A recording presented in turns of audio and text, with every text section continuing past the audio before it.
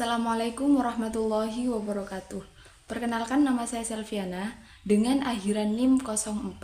Nah, di sini saya akan menjelaskan tentang pengembangan bahan ajar menggunakan model ID dan contoh penerapannya dalam mata pelajaran Kurdis. Nah, model ID merupakan salah satu model pengembangan pembelajaran yang paling banyak digunakan oleh para pendidik.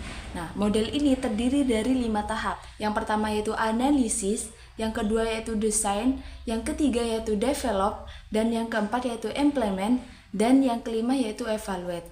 Nah, model ini bersifat sistematis dan bertujuan untuk menghasilkan bahan ajar yang sesuai dengan kebutuhan peserta didik dan tujuan pembelajaran.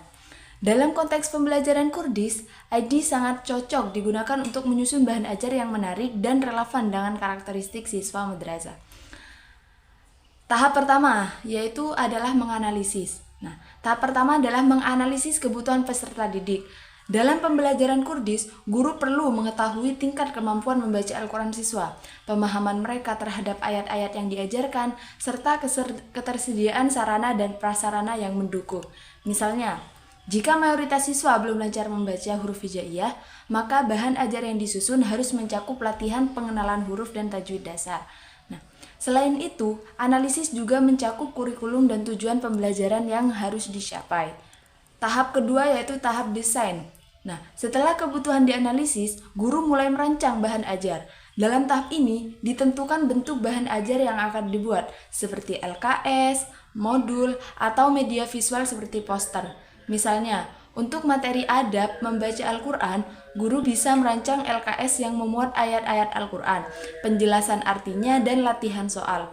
Desain juga mencakup pemilihan metode penyampaian, misalnya dengan pendekatan tematik atau berbasis proyek atau project-based learning. Tahap selanjutnya yaitu tahap pengembangan. Nah, tahap pengembangan ini adalah proses pembuatan bahan ajar sesuai rancangan yang telah dibuat. Guru mulai menyusun LKS, membuat ilustrasi, menambahkan penjelasan ayat dan makna hadis, serta menyisipkan aktivitas yang menarik bagi siswa. Dalam Kurdis, misalnya guru membuat LKS yang berisi ayat-ayat tentang kejujuran, dilengkapi dengan tafsir sederhana, kisah teladan, dan hadis Nabi, dan soal latihan. Nah, materi disusun dengan bahasa sederhana sesuai usia siswa, MI, MTS, ataupun SMA. Tahap yang selanjutnya yaitu tahap implement atau penerapan. Setelah bahan ajar selesai dibuat, guru mulai menggunakannya dalam kegiatan belajar mengajar. Nah, di tahap ini, guru mencoba menerapkan bahan ajar tersebut kepada siswa di kelas dan mengamati respon mereka. Contohnya, guru membagikan LKS tentang keutamaan membaca Al-Quran dan membimbing siswa mengerjakannya sambil membacakan ayat-ayat terkait. Nah, guru juga bisa mengecek pemahaman siswa melalui diskusi kelompok atau tanya jawab. Selanjutnya yaitu tahap evaluasi. Nah, evaluasi dilakukan untuk mengetahui apakah bahan ajar yang disusun efektif atau masih perlu diperbaiki. Nah, evaluasi di sini dapat dilakukan secara formatif saat proses pembelajaran maupun sumatif di akhir pembelajaran. Nah, guru dapat memberikan tes sederhana atau kuis untuk mengukur pemahaman siswa terhadap materi Kurdis yang telah diajarkan. Jika ditemukan kekurangan, bahan ajar dapat diperbaiki atau disesuaikan agar lebih optimal di kemudian hari.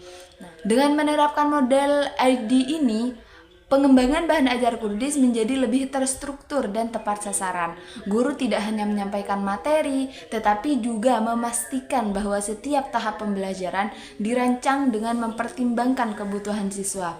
Selain itu, model ini mendorong guru untuk terus mengevaluasi dan meningkatkan kualitas bahan ajar Kurdis, sehingga pembelajaran menjadi lebih menyenangkan, bermakna, dan sesuai dengan perkembangan zaman. Cukup itu yang bisa saya sampaikan. Terima kasih, kurang lebihnya saya mohon maaf. Wassalamualaikum warahmatullahi wabarakatuh.